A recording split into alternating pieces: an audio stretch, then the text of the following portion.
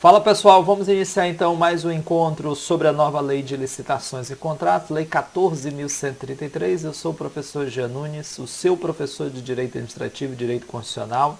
Estamos prosseguindo aqui nessa jornada, entrando agora na 11ª aula.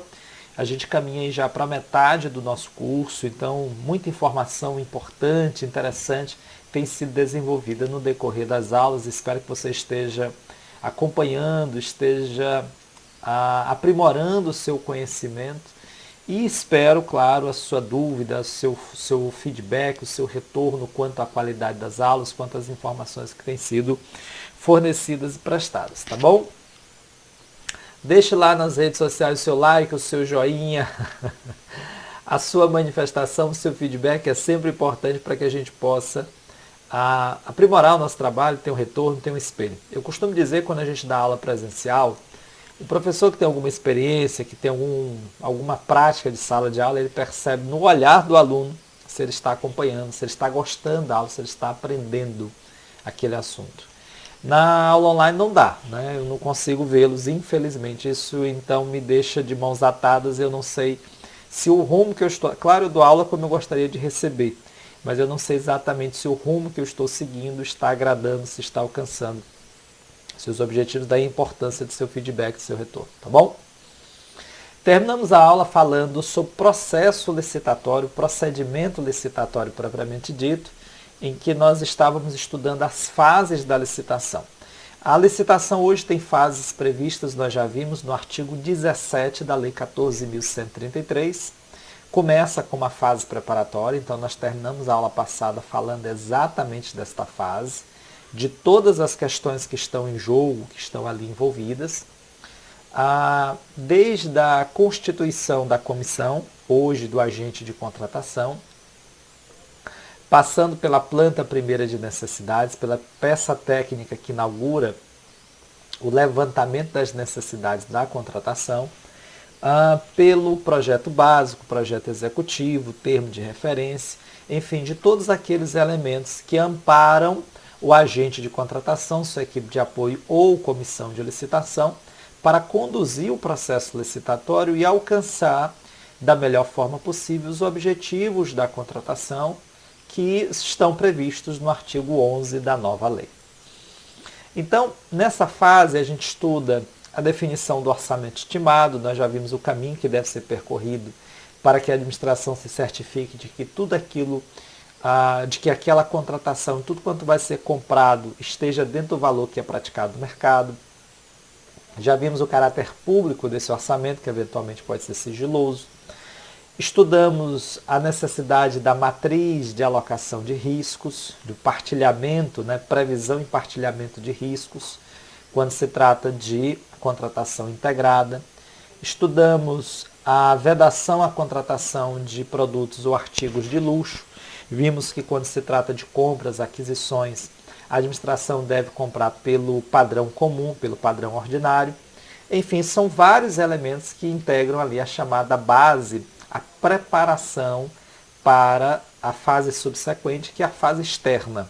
Já no regime anterior, a gente dividia o processo licitatório em duas fases, uma fase interna e uma fase externa. Claro, como o nome já sugere, a fase interna é aquele momento processual em que a administração se organiza para anunciar a existência da contratação. Eu chamo a atenção aqui também para um aspecto que eu até já mencionei antes, mas é importante estar sempre revisando aqui, trazendo essas informações para que elas estejam circulando em nossa memória. A administração deve publicar anualmente o seu plano de contratações, é o que estabelece a nova lei. Estamos com isso dizendo que é direito de todos saber o que a administração pretende contratar, comprar no ano subsequente, inclusive para que os particulares, o mercado, se organize para atender essa demanda da melhor forma possível, considerando os objetivos da licitação. Bom, então, essa fase de planejamento da contratação, definição do objeto, da forma de pagamento, falamos também sobre a exigência da garantia, que é um tema importantíssimo. Então, a definição desses elementos preliminares, desses elementos básicos, acaba encerrando o que a gente chama de fase preparatória da licitação. E a fase externa, a fase propriamente dita, pública da licitação, aquela que é levada ao conhecimento público, é justamente a fase de publicação do edital. A publicação do edital inaugura para a sociedade, para os particulares, a existência da licitação propriamente dita, e então se iniciam os procedimentos para criar os primeiros vínculos entre a administração pública e aquele particular, aquele licitante, que está interessado em apresentar a sua respectiva proposta. Então é para esta fase que nós vamos a partir de agora. Na fase subsequente, que nós também avançamos ainda na aula de hoje, nós temos a fase de apresentação das propostas. Perfeito, meus amigos? Então eu vou colocar aqui na tela o slide para que você possa acompanhar junto comigo e a gente possa ir avançando, que nós temos muita coisa interessante para abordar a partir de hoje e esse assunto é riquíssimo. Então você tem aí no slide a apresentação, processo licitatório é onde nós estamos, é onde nós nos encontramos. Estamos exatamente tratando do procedimento e dentro do procedimento nós temos fase preparatória e nós temos também a fase do edital, tá bom? A fase preparatória foi tudo quanto nós abordamos no encontro passado, né? A questão relativa ao orçamento estimado, planejamento da contratação, matriz de risco, enfim, todos aqueles elementos que precisam integrar a fase preparatória. A previsão ou não de garantia, como nós estudamos, nós vamos hoje para a publicação do edital, vendo cada um desses elementos peculiares, característicos que marcam esta importantíssima fase e esse importantíssimo documento da licitação, que é o edital de licitação. Antes de qualquer coisa, eu queria fazer aqui uma distinção muito cara ao direito administrativo para que você acompanhe comigo. No campo do direito administrativo, a gente faz uma distinção entre atos administrativos de natureza discricionária, que são aqueles praticados com uma certa margem de liberdade pela administração pública, que observará os critérios de conveniência e oportunidade, e aqueles que são praticados em conduta vinculada, isto é, em observância estrita, amarrada, vinculada expressamente àquilo que a lei assim estabelece. O edital de licitação, pela sua própria natureza, constitui manifestação de um ato administrativo discricionário. Há uma grande margem de discricionariedade, de liberdade, para que a administração decida, conforme conveniência e oportunidade, qual é a melhor forma de contratar. É claro que existem determinadas regras que balizam, limitam essa discricionariedade. Vou dar um exemplo. Se a administração pública vai exigir dos licitantes garantia, tem um percentual já estabelecido, 1% do valor do contrato. Do contratado nós já vimos que é 5, pode subir a 10 ou a 30 na hipótese excepcional de contratação de grande vulto. Então, a liberdade grande e ampla, mas essa liberdade em diversos pontos ou aspectos é restrita, é tolhida, é cerceada pela própria determinação legal. Perfeito? Então, estabelecido isso, tendo a compreensão de que o edital da licitação constitui manifestação discricionária da administração pública em seu caráter preponderante, a gente passa a analisar cada um dos itens que deve constar do edital da licitação. Então, nós temos lá itens obrigatórios. O que o edital precisa estabelecer, pessoal? O que ele precisa regular expressamente? O artigo 25 da nova lei, 1433, diz: o edital deve conter o objeto da licitação. O objeto é sempre uma obra, um serviço ou um produto. Compra, sempre. Só tem esses três objetos. Mas esse objeto precisa ser especificado. Onde vai ser essa obra? Qual a sua extensão? Qual é o serviço que vai ser prestado? Por quanto tempo? Qual é o produto que vai ser adquirido? É um artigo de luxo? É um artigo comum? De que forma nós vamos realizar essa contratação? Esse objeto precisa ser definido. Tá? Em relação à duração do contrato, por exemplo, a nova lei prevê contrato de prazo de vigência indeterminado, o que é uma novidade. Até então, no regime jurídico das contratações existentes no Brasil, eu só conhecia 2 contratos de prazo de vigência indeterminado. Apenas 2. A concessão concessão de direito real de uso e o contrato administrativo que institui o consórcio público. Seriam esses dois que poderiam ter prazo de vigência indeterminado. Hoje isso está superado, né? não tem mais só essas hipóteses. A Lei 14.133 prevê a possibilidade, nós estudaremos isso aqui mais para frente, de contrato de prazo de vigência indeterminado. Então tudo isso precisa ser definido no edital. As regras relativas à convocação, ao julgamento e habilitação, perceba que aqui no artigo 25 a habilitação ela já aparece como fase posterior ao julgamento, como está estabelecido também no artigo 17. Aos recursos e as penalidades da licitação, a fiscalização e a gestão do contrato, observe que são dois aspectos diferentes. A fiscalização, como eu disse, tem a ver com a observância na prática do cumprimento das normas estabelecidas no contrato. A gestão tem a ver com a administração, que envolve fiscalização, mas não só isso. A entrega do objeto e as condições de pagamento. Então, esses são itens que necessariamente precisam constar do edital, precisam estar ali especificados, claros na sua respectiva definição, tá bom? Uma questão que sempre envolveu a jurisprudência, sobretudo aí do TCU, diz respeito à possibilidade de utilização das chamadas minutas padrão, contendo inclusive cláusulas uniformes. Isso hoje está completamente superado. A nova Lei 14.133 expressamente admite essa possibilidade, então você pode se valer de minutas padrão. Tem até um enunciado recente do CJF, na próxima aula eu vou até colocar no slide para vocês.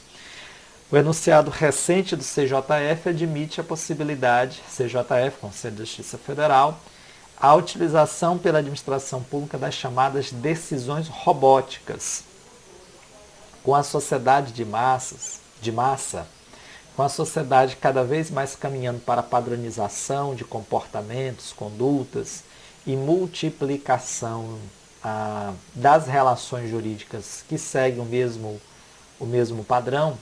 A tendência é cada vez mais a utilização desses mecanismos padronizados. A decisão robótica é um exemplo, e a nova lei de licitação estabelece expressamente a possibilidade de uso de minuta padrão. Essa minuta precisa, claro, ser aprovada previamente pelo setor jurídico, mas ela pode ser uma medida, uma peça padrão no procedimento licitatório, assim como a utilização de contrato, né, de instrumento contratual contendo cláusulas uniformes. Você está vendo aí no texto, no slide, artigo 25, parágrafo 1º diz: sempre que o objeto permitir, a administração adotará. Veja que esta é a regra, né? Então, sempre que possível, opte pela utilização de minutas padronizadas e de contrato com cláusulas uniformes. Já se dizia antes disso, antes da Lei 14.133, que o contrato administrativo é um contrato, bem vistas as coisas, de adesão. A liberdade contratual, nós vamos estudar o contrato administrativo aqui nesse curso, mas a gente pode já antecipar aqui que a liberdade contratual do particular se resume em aderir ao contrato pré-estabelecido pela administração ou não. Então, ele vai decidir que ele adira ou não o contrato, nisso consistirá a sua liberdade para contratar. O particular não discute com a administração as condições do contrato. Nesta nova lei, nós temos até algumas ferramentas interessantes. O próprio diálogo competitivo é um instrumento que permite uma certa flexibilidade da administração pública no formato da contratação. Mas a regra é que esse contrato é um contrato de adesão. E a presença no texto da lei da possibilidade de utilização de cláusulas uniformes só vem reforçar essa perspectiva. Ok? Show de bola! Então vamos avançando aqui, meus amigos. Vamos lá avançando para a gente ir à frente. Aqui, a nova lei estabelece uma ferramenta muito importante e muito utilizada em se tratando de obras, que é a possibilidade, a previsão já no edital da licitação, de que o particular promova o respectivo licenciamento ambiental e as medidas de desapropriação. Jean, mas eu já estudei contigo nas aulas de desapropriação, que essa é uma medida que só pode ser adotada pela administração pública. Só a administração pública pode desapropriar. Confere? Confere. Entretanto, algumas fases da desapropriação, sobretudo a fase executiva, pode ser cumprida, pode ser realizada pelo particular. Então, é perfeitamente possível que o particular execute a desapropriação, assim previamente declarada pela administração pública. E aí, claro, o particular que vier a ser contratado precisa se encarregar do respectivo licenciamento ambiental, federal, estadual ou municipal, conforme a hipótese. Tá bom? Então essa aqui é uma regra bastante interessante e uma novidade expressa aí na nova lei, importante, tá bom? Eu aproveito aqui essa previsão, pessoal, para tratar também sobre o caso das mulheres vítimas de violência doméstica e dos egressos do sistema prisional. Já que caso é esse? É justamente a previsão da nova lei de licitações de que haja exigência no edital de licitação de que as empresas contratem pessoas, mulheres vítimas de violência doméstica e egressos do sistema prisional. Na minha atuação como defensor público, a gente tem trabalhado para conseguir inserir nas cláusulas de editais ou mesmo em acordos extrajudiciais a previsão de contratação de pessoas em situação de rua. Não todos, claro, mas em algumas vagas, sobretudo para aqueles serviços mais básicos, mais manuais, que possam perfeitamente ser executados por pessoas que se encontram em situação de rua, como forma de incentivá-los à reinserção no mercado de trabalho e tirá-los daquele quadro de extrema vulnerabilidade em que se encontram. A gente tem até conseguido êxito em alguns casos, não nos editais de licitação, não foi possível ainda, mas na abertura de vagas para a contratação de pessoas em situação de rua, inclusive pelo poder público. Então, situação bastante interessante aí de inserção no mercado de trabalho. E aí a nova lei de licitações prevê expressamente a possibilidade que o edital exija estabeleça uma condição percentual mínimo de contratação de pessoas que são egressas do sistema prisional e também mulheres vítimas de violência doméstica, que é uma medida importantíssima, tá? Então nós super recomendamos e valorizamos a adoção dessas medidas. Perfeito? Jean, o que mais? Aqui nós temos a previsão também de realização de audiências públicas e consultas. Pessoal, esse tema é muito importante, viu? Muito maltratado no Brasil, muito desrespeitado, mas muito importante. A antiga lei de licitações, a 8.666, previa a realização de audiência pública, mas só para aquelas obras de grande impacto, de grande valor econômico, acima de 150 milhões de reais. Era uma audiência que teria que ser realizada numa data, a própria lei previa um prazo um prazo mínimo contado em dias úteis antes da publicação do edital e com divulgação mínima também contada em dias úteis da própria realização da audiência pública. A nova lei ela trouxe um regramento mais flexível para a realização da audiência e ela estabelece, olha, sempre que a administração entender pertinente, é possível a realização da audiência pública. E quando é que há necessidade da audiência pública, já? Sempre que nós tivermos comunidades que possam ser afetadas, atingidas por aquela obra, aquele serviço que vier a ser realizado pela administração pública. Então, no caso aí, por exemplo, dos grandes empreendimentos, dos grandes eventos esportivos, ouvir essas comunidades que eventualmente sofram despejo, remanejamento, é muito importante, porque só quem vai sofrer o dano é que sabe dizer dele, né? O alcance, a intensidade, a medida, o que mudou na sua vida, o que impactou. Então, a nova lei, dentro deste espírito, traz aí um regramento bastante interessante. A administração poderá convocar com antecedência mínima de 8 dias úteis, audiência pública presencial à distância, na forma eletrônica, sobre a licitação que pretenda realizar, com disponibilização prévia de informações pertinentes, inclusive estudo técnico preliminar e elementos do edital de licitação, para que haja possível manifestação dos interessados. Então, a realização dessa audiência é muito importante. Você pensa aí numa hidrelétrica, no linhão de energia, seja energia hidráulica, energia eólica, seja energia hidráulica. Você pensa aí numa rodovia, numa estrada de ferro. São obras, às vezes, monumentais, de grande repercussão no meio ambiente estrito, mas também em organizações de comunidades. E aí, claro, você precisa ouvir essas comunidades. É por isso que não é só audiência pública. Perceba que aí embaixo, no parágrafo único, tem a possibilidade de disponibilização de uma consulta, né, para que a administração ouça a população. A audiência pública você ouve experts, ouve a população, etc. Mas você pode também abrir um prazo a disponibilizar no portal, por exemplo, uma consulta pública para que os interessados se manifestem. Isso é um aspecto muito importante. Pessoal, a gente tem a notícia de que aproximadamente 70% dos processos que tramitam na Justiça são contra o Estado em sentido amplo. Boa parte dessas ações resulta do fato de que as medidas adotadas pelo Estado são medidas tomadas unilateralmente, porque o esteio, a base do direito administrativo tradicional, é justamente a figura do contrato administrativo, do ato administrativo unilateralmente adotado.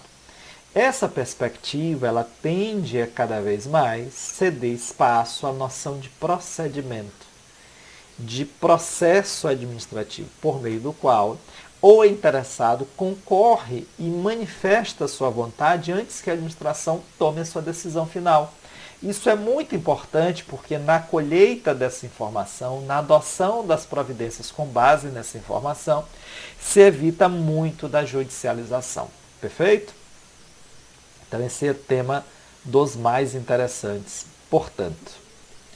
Muito bem, meus amigos. Vamos lá. Retomando aqui, o que mais nós temos aqui pela frente? Esse edital pode ser impugnado? Claro, nós temos perfeitamente possível a realização da impugnação ao edital.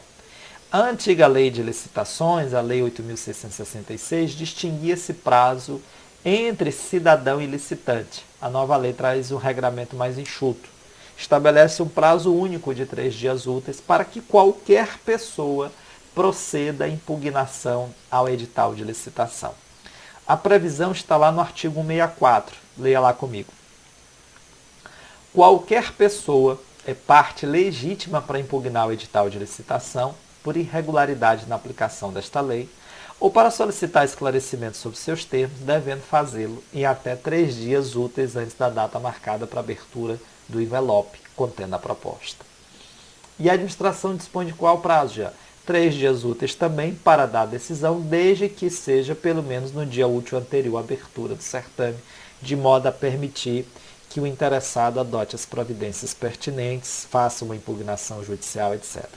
Então, não há mais na nova lei aquela distinção que havia na lei anterior de prazo para o licitante ou para o cidadão. Agora nós temos um prazo único de 3 dias úteis para que qualquer pessoa, nem é cidadão, viu pessoal? Aqui não tem mais nem precisa que o indivíduo seja cidadão. Qualquer pessoa pode impugnar o edital de licitação. Ok?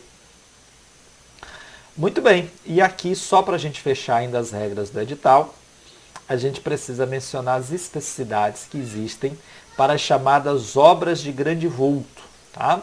Aquelas de valor superior a 200 milhões de reais. Por que eu fiz questão de colocar isso, pessoal? Porque aqui nós temos regramentos específicos no edital de licitação para todas as vezes em que a contratação alcançar o patamar estratosférico de 200 milhões de reais. Obras, serviços e fornecimentos de grande vulto, o que são? São aqueles que, nos termos do artigo 6º da nova lei de licitações, alcançam valor, superam, na verdade, o valor de 200 milhões de reais. Quando isso acontece, nós temos cláusulas obrigatórias para esses contratos e cláusulas facultativas. Para esses contratos, não, perdão, para esse edital de licitação que trate especificamente desses contratos. Então, vamos lá. Cláusulas obrigatórias. Quais são as que devem constar? Programa de integridade e matriz de alocação de riscos. Olhe aí para o seu colega do lado e pergunte para ele o que significa programa de integridade. Olhe para ele, não se envergonhe, não se assuste, ele tem essa cara mesmo. Já ele também está me olhando e também me pergunta o que é programa de integridade. Já sei. Basta a gente ir lá no artigo 6º que a gente encontra o que é programa de integridade. Confere, Jean? Desta vez não. Desta vez não adianta ir lá no artigo 6º porque essa previsão não está lá. O artigo 6º não define para a gente o que é programa de integridade. Jean, e aí como é que eu vou saber? Tem coisas que só o professor Jean sabe. Mas eu trouxe aqui para vocês. Lá no decreto 8420, que regulamenta a lei de ilícitos praticados contra a administração pública, a lei 12.846 de 2013, ela estabelece esta lei, os ilícitos que devem ser prevenidos. Então você tem uma lei de improbidade da pessoa jurídica, da pessoa física, que é a Lei 8.429 de 1992, e você tem a lei que tenta punir as pessoas jurídicas que pratiquem ilícitos, atos desonestos contra a administração, que é essa Lei 12.846. Esta lei, ela, preocupada com isso, fala sobre a necessidade do compliance e do programa de integridade. O que é o programa de integridade? É um programa dentro das organizações privadas que estimulem o controle sobre práticas éticas, sobre condutas corretas e honestas e prevejam, estabeleçam sanções ao descumprimento dessas normas de honestidade. Você imagine que essas grandes empresas, as grandes corporações, são muito volumosas, de grande complexidade de funcionamento, e não é possível um controle absoluto sobre as práticas. Então, é preciso que as corporações criem uma cultura interna de reforço à integridade. É o programa de integridade. Ele está definido no artigo 41 do decreto 8420. Programa de integridade consiste no âmbito da pessoa jurídica, no conjunto de mecanismos e procedimentos internos, de integridade à autoridade, incentiva a denúncia de irregularidades na aplicação efetiva de códigos de ética e de conduta, políticas e diretrizes com o objetivo de detectar e sanar desvios, fraudes, irregularidades, etc. Jean, a nova lei de licitações estabelece a obrigatoriedade do programa de integridade para um tipo de contratação, sim. Veja lá, artigo 4º, lá em cima no slide. Nas contratações de obras e serviços de fornecimento de grande vulto, o edital deve prever a obrigatoriedade de implantação do programa de integridade pelo licitante vencedor no prazo de 6 meses. E aqui, atenção, a existência no plano interno de um programa de integridade é um dos critérios de aferição no momento da aplicação da sanção contra aquela empresa. Então, esse é um aspecto muito importante da nova lei de licitações. Perfeito, meus amigos? Além do programa de integridade, é preciso haver também a matriz de alocação de riscos. Já o que é matriz de alocação de riscos? Ora, a matriz de alocação de riscos é exatamente o plano que pré-estabelece, prevê os possíveis riscos que a existência daquele contrato pode gerar e, atenção, a divisão desses riscos entre a administração pública e o particular. Quem é que se responsabiliza por esses riscos? Quem é que vai responder por eles na hipótese da sua ocorrência?